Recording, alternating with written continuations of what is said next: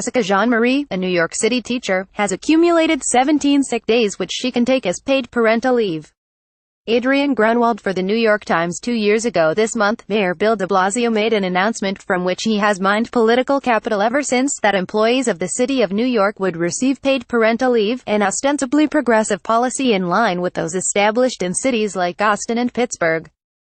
Given that only 13% of employees in the private sector in this country get any kind of compensated leave to care for young children, this was considered a laudable investment in sanity. There was, however, a crucial fine print dimension to the order. By employees, the mayor was referring only to those 20,000 or so public workers belonging to the managerial class and not the hundreds of thousands of other individuals, educators, lunchroom attendants, police officers, librarians, park rangers, computer programmers, court reporters and so on, who are represented by unions and make up a vast majority of the municipal labor force. They must return to work right away unless they can afford to stay at home in the absence of remuneration. Federal law provides for 12 weeks of unpaid leave, but how many correction officers, more than 40% of whom are female, wind up married to bond traders? The city's structured inequality got, in effect, another load-bearing wall. Of the 20,000 people eligible to receive paid parental leave since the city's program became active at the end of 2015, only 436 have redeemed the benefit, making the ratio of self-congratulatory rhetoric to practical impact uncomfortably out of balance. Union members acquire paid leave through collective bargaining, which leaves them at the mercy of labor leaders who may or may not make the issue a priority during negotiations. The Transport Workers Union Local 100, which represents 41,000 workers in the city's public transportation system and brokers its contracts with the state, is virtually alone in what it offers.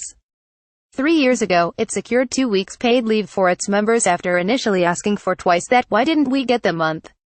You have to start somewhere, Jim Gannon, a spokesman for the union, told me. We were at zero. This was a big victory. At least from the vantage point of compatibility with family life, a woman is essentially better off working at Walmart than she is as a certain kind of public employee in the city that considers itself among the most enlightened on earth. Famously hostile to unions and other liberal touchstones, Walmart offers store associates who work for hourly wages 6 to 8 weeks of paid maternity leave at a particular e-fulfillment center in Bethlehem, Pennsylvania. Mothers can receive 10 weeks.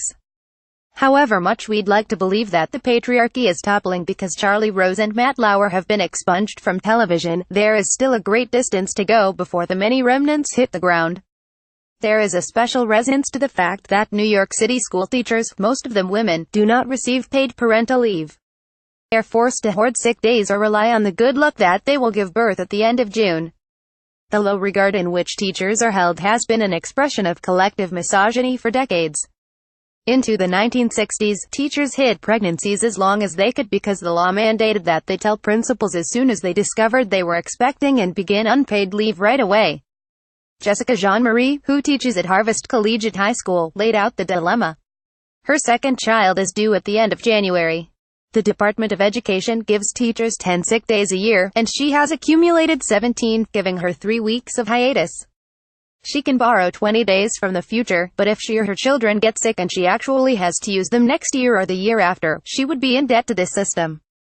If teachers leave or quit still owing days, their final pay is docked. I've been to school with strep and the flu, but when my son is sick it's another story.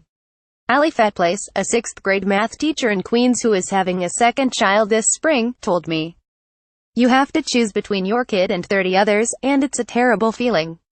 She waited 6 years between having her 2 children in part to accrue enough time off for an adequate leave, but health issues left her on the negative side of the ledger, and so she will have only 8 days paid for when she delivers her baby. Many unionized city employees, among them the 125,000 members of DC 37, which is the largest municipal public employee union in the country, can, in certain instances, use disability insurance for maternity leave, which provides partial pay for several weeks.